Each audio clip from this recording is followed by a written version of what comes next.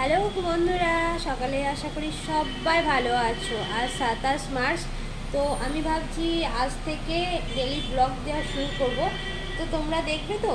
তো চলো, আমি সাগরিকা, আমার নতুন ব্লগে মানে ডেলি ব্লগে তোমাদের অনেক অনেক স্বাগত।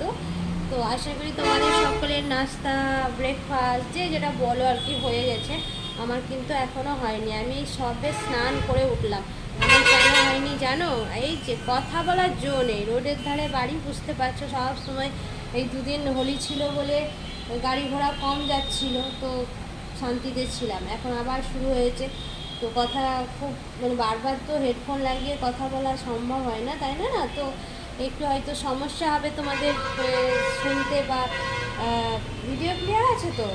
তো যাই হোক, আমি স্নান করে উঠলাম, এই জন্য এত দেরি হলো। এখন 10টা 25 বাজছে, এখন আমার নাস্তা হয়নি।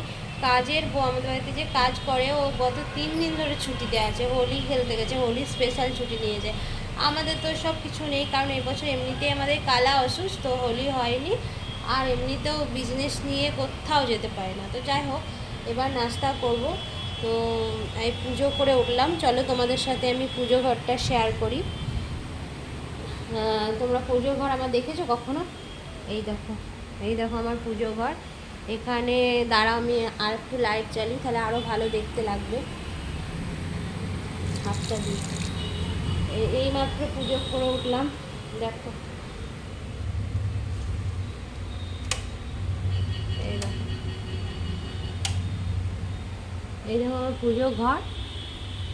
মা লক্ষ্মী আর গণেশ বেশি আছে, আমার 2-3টে আছে।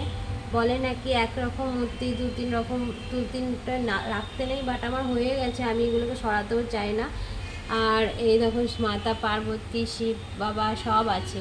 আর এই বজরংবলীটা অনেক পুরনো, আমার ওই বজরংবলীটা, মানে আমি এটাকে শো পিস হিসাবে কি মার্বেলের দিয়ে তৈরি নিয়ে এসেছিলাম, বাট এটাকে আমি পুজো করে করে একদম ঠাকুরের স্থানে দিয়ে দিয়েছি। আর এইটা দেখছো, এটা দেওঘর থেকে নিয়ে এসেছি, ভোলেনাথের বিভিন্ন ধরনের রূপের আছে, ঠিক আছে? তো এই হলো পুজো। আর এই ধূপবাতিগুলোই জ্বালতে হয়, তোমরা জানো না কি জানি না। আমি একটা প্রতিবেদনে দেখছিলাম যে যে ধূপকাঠি হয় সেটা না জ্বেলে এইরকম ধূপ জ্বালানো নাকি বেশি শুভ। তো আমি ধূপকাঠি জ্বালি। ঠাকুরঘরটা সব পরিষ্কার করতে হবে যদিও। তো যাই হোক, এখনও রান্নার বৌদি আছে, তো এখনও আসেনি, ওর টাইম 10:30 থেকে 11টার মধ্যে। তো আজকে কি রান্না করব বলো তো? হ্যাঁ, কালকে অনেক খাবার বেঁচে গেছে, কালকে যেগুলো রান্না করেছিলাম। দেখো ভাত, দেখো পুরো ফ্রিজে, দেখো ভাত আছে, তরকারিও আছে, সব ঢাকা দেওয়া। তো আজকে ভাত করব না, আজকে ভাবছি ডিমের কারি আর ফ্রাইড রাইস বানাবো। তো চলে এসো, তোমাদের সকলকে নিমন্ত্রণ থাকলো।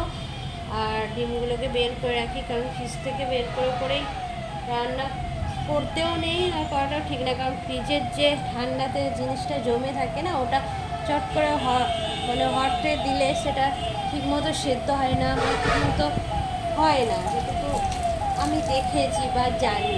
এবার জানি না সকলে হয়তো এইভাবে করে থাকে। তো ম্যাগিকে দেখো নিয়ে এসে দিয়েছে ওর বাবা, একটা আপেল দিয়েছে, ও খেয়েছে খুব ভালো করে, অর্ধেক খেয়েছে, অর্ধেক খেতে পারেনি। উনি রোজ আঙুর এনে দেয়। আমি খাবো ম্যাগি, এটা আমি খাবো? হ্যাঁ, এটা তো তোমার হিংস, দেবে না, মাকে খেতে দেবে না, মাকে খেতে দেবে না, মাকে খেতে দেবে না ম্যাগি রানি। তো এখনই খুব বড় করে ব্লগ বানানোটা ঠিক হবে না, কারণ তোমরা কতটা আমাকে সহ্য করতে পারো বা কতক্ষণ পারো সেটাও তো দেখার বিষয় আছে, তাই তো? এখনও খিদে পায়নি বলে একটুখানি বসে গেলাম তোমাদের সাথে গল্প করতে। চুলও ঝাড়া হয়নি, দেখো চুল ঝাড়বো, তারপরে রান্নার বৌদি আসবে, রান্না করে যাবে, তারপরে আমি লাইভ আসবো। কারণ আমি লাইভ যখন করি পুরো ফাঁকা টাইমে করি। এখন তো চৈত্র সেল চলছে, তাও আমি মার্কেটে যেতে পারছি না, আমি বসে বসে অনলাইনেই বেশি শপিং করি, কারণ আমার মনে হয় অনলাইনেটা বেশি কমফোর্টেবল আমার জন্য। আমি বসে বসে সার্চ করি আর অর্ডার করি আর চলে আসে বাড়িতে বসে। আর না তো শপিং করতে যদি চৈত্র সেলের জন্য বের হই বাড়ি থেকে, তো তার একটা টাইমের ব্যাপার আছে, তারপরে পছন্দ এই দোকান সেই দোকান ঘোরারও একটা ব্যাপার আছে।